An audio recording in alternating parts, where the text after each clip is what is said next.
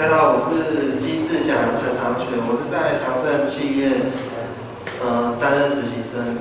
然后我在这3个月里面待了2个部门，一个制造部，一个设计部。然后制造部里面一开始都是在做简单的从产纸切带，然后慢慢的组装到电气盘的零件，然后再组装到大机台。然后我们的机台是在做电芯机的。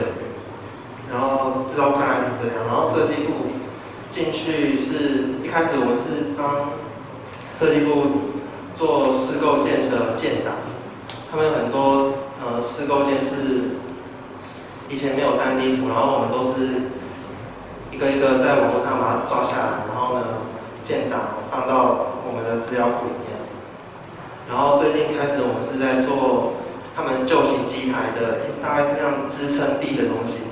然后帮他们做零件的组装，变成就是做成用 Inventor， 然后做3D 的主力图，然后在里面蛮多都是明星毕业的学长，所以在里面其实大家都蛮照顾我们里面的实习生，大概就是这样，谢谢。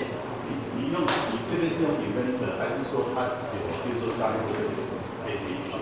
我们都是用 K 的 Inventor， 公司都是这样。谢谢。我是机事甲黄一宏，目前在祥盛企业实习。然后目前是在客资部、客户资源部，然后负责是机台出机前的调整检验跟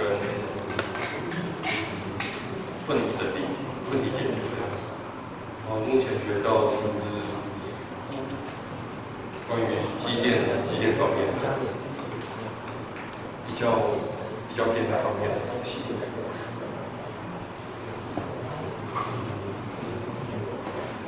机台要出去之前的话，你都做了哪些事？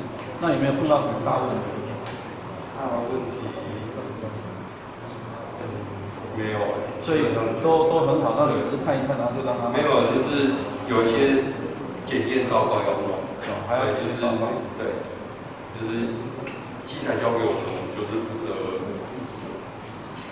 接手调整，然后一些程式的检验跟机台的运作方面的测试之类的。你现在可以独立作业吗？可以。那多久以后你才可以独立作业？一开始他们怎么带？现在就是。他一开始的时候怎么带你？一开始他是，因为我们机台一直有在出机，所以他我就是负责在旁边就是一步一步做。多久？一步一步教，大概1个月快2个月。大家好，我是机事甲的黄正浩，在祥盛企业实习。我一开始的部门是制造部，1个月之后被调到品保部。在制造的时候，我们会把各种的零件组合成机构，最后再组成机械，然后交由客制部去调机，最后出给厂商。品保的话，就是我们会按生管排程，去看哪些料件比较急，就优先检验这样。然后公司里有很多不错的学长，有问题我们会直接问他们，就这样。他有学到什么？学到什么？还是你去了什么都会的？能学什么的？有2次元啊，碰不到的机器啊，学校没有的东西。所以碰过哪些机器？你觉得？2次元高度跟空气显微镜差不多吧，小小一间。所以那个宾馆那边的一些，就是一些小设备这样。对。学多久？在那一天这样。你说在品管部吗？对。1个多月。所以现在可以独立作业吗？可以。我是祥盛企业的实习生，也是讲这一块。我一开始进去的时候，我一开开始进去的时候是在祥盛企业的架构课实习，那一开始的时候就是一样是简单的上下料，之后就慢慢教我架机、换刀，还有一些刀具的知识跟公式之类的。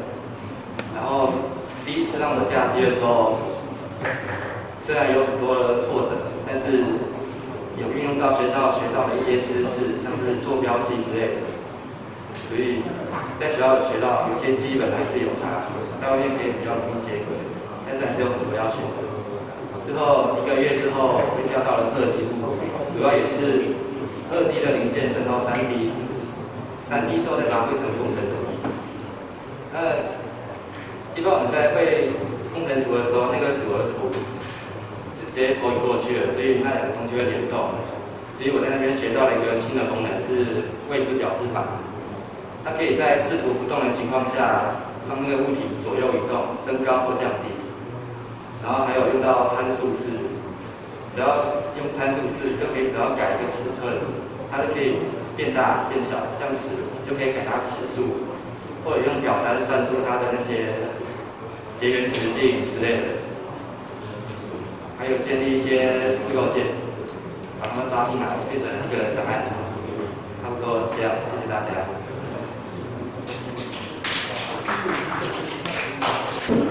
大家好，我是机师甲的李国海，目前在祥盛企业实习。我待的部门是设计部，里面主要用的软体是 Inventor 跟 CAD。CAD 方面，因为学校都有教过，所以画是没问题了。